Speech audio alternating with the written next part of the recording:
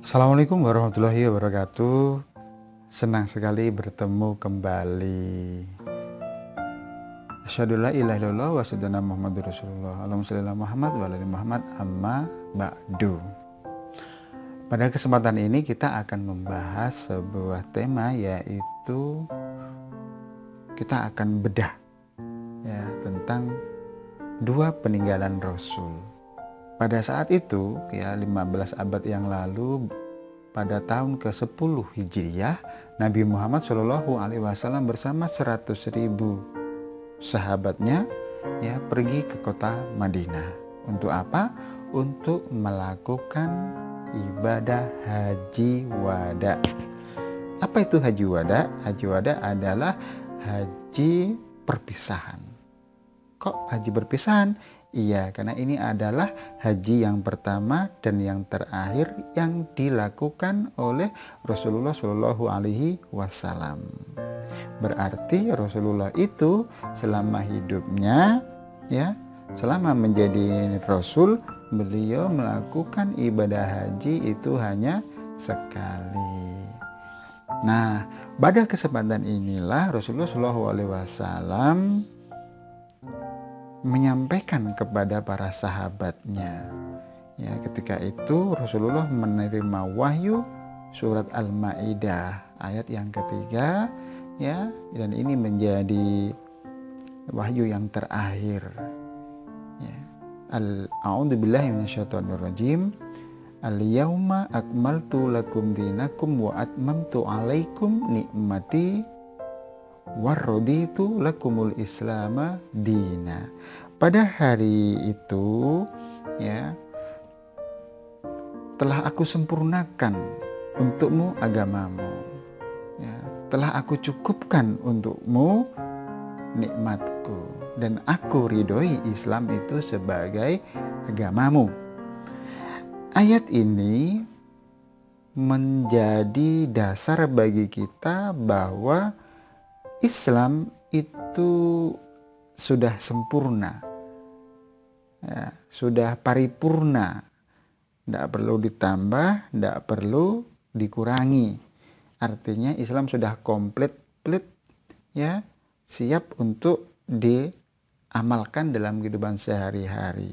Ayat ini ketika diperdengarkan kepada para sahabat, maka sahabat merasakan ini adalah tanda akhir bertemunya dengan Rasulullah. Maka para sahabat saat itu bersedih. Kemudian Rasulullah SAW bersabda pada saat itu juga, beliau mengatakan, taraktu fikum amroini. Aku tinggalkan kepada kalian dua perkara, ya, dua pusaka. Lan tadillu bihi. Kalian tidak akan pernah tersesat. Rasulullah Shallallahu Alaihi Wasallam bersabda, taraktu fikum amroini. Aku tinggalkan kepada kalian dua perkara. Lan tadillu ma tamassaktum bihima. Kalian tidak akan pernah tersesat selamanya jika kalian tamassaktum, memegang teguh keduanya. Apa itu keduanya? Kitabullahi wa sunnatur rasulih. Kitabullah dan sunnah Rasul. Hadis ini memberikan penjelasan kepada kita bahwa Rasulullah Shallallahu Alaihi Wasallam tidak meninggalkan apapun kecuali dua hal ini untuk dijadikan pegangan umat Islam. Dan Rasulullah Shallallahu Alaihi Wasallam menjanjikan kepada kita umatnya, kita tidak akan pernah tersesat selamanya ketika kita memegang dua perkara ini, memegang dua peninggalan Rasulullah Shallallahu Alaihi Wasallam ini. Kata lan di situ memiliki arti tidak akan pernah sama sekali. Berarti kalau kita memegang teguh apapun risikonya Al-Quran, Kitabullah, dan Al-Hadis, Sunnatur Rasul, maka kita akan selamat selamanya. Maka kunci keselamatan itu adalah berpegang teguh kepada Al-Quran dan Sunnah Rasulullah Shallallahu Alaihi Wasallam. Nah ini, ya. Selain itu, hadis ini juga memberikan penjelasan kepada kita bahwa Islam itu bersumber dari dua ini.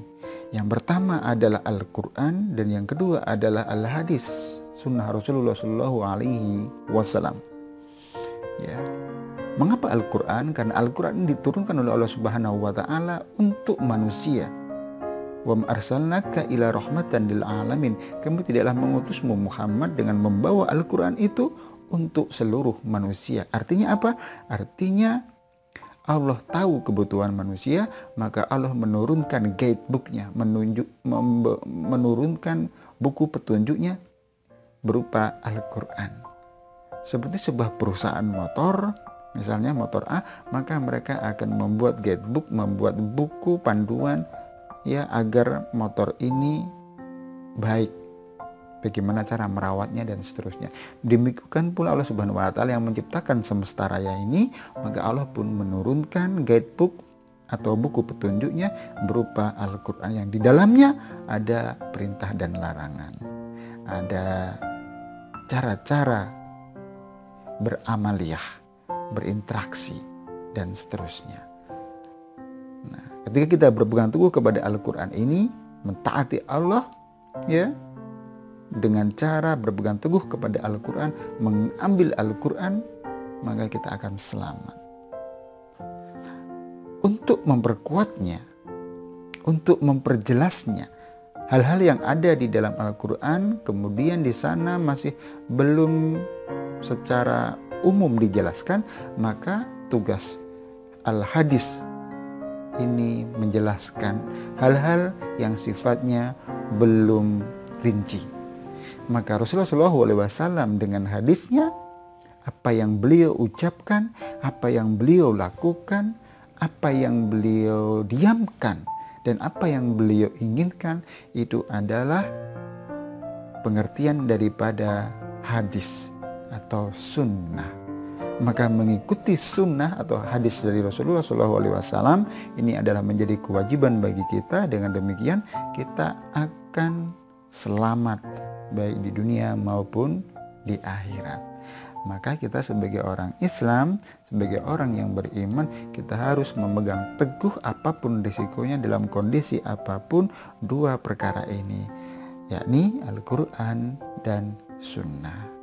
Jangan sekali-kali meninggalkan keduanya, mari kita mempelajarinya. Karena Islam ini sangat luas, maka kita pelajari Al-Quran dan hadis ya dengan sebaik-baiknya. Jangan sekali-kali meninggalkan kedua hal ini. Kenapa? Kalau kita meninggalkannya, maka kita akan tersesat. Demikian, mudah-mudahan ada manfaatnya. Sampai ketemu di sesi selanjutnya. Assalamualaikum warahmatullahi wabarakatuh.